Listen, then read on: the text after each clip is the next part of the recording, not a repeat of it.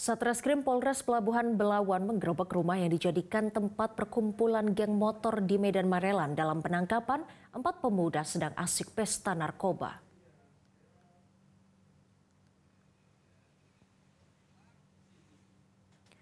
Petugas yang melakukan patroli antisipasi geng motor mencurigai salah satu rumah yang dijadikan tempat berkumpulnya sejumlah pemuda yang berada di kawasan Jalan Marelan Raya, Kecamatan Medan Marelan, Sumatera Utara. Dari lokasi, petugas menangkap 4 orang dan menyita sejumlah barang bukti berupa senjata tajam dan sabu, dan para pelaku langsung dibawa ke Polres Pelabuhan Belawan.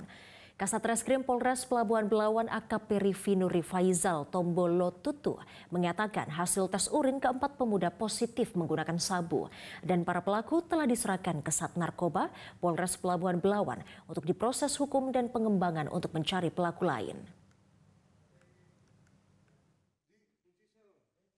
Jelaskan pada saat melakukan patroli malam minggu dalam mencegah geng motor dan curas dan curat, Polres Pelabuhan Belawan mengamankan 4 orang yang dimana diduga merupakan markas geng motor, dan ditemukan bahwa para pelaku sedang menggunakan sabu dan juga ditemukan senjata tajam. Jelajahi cara baru mendapatkan informasi. Download Metro TV Extend sekarang.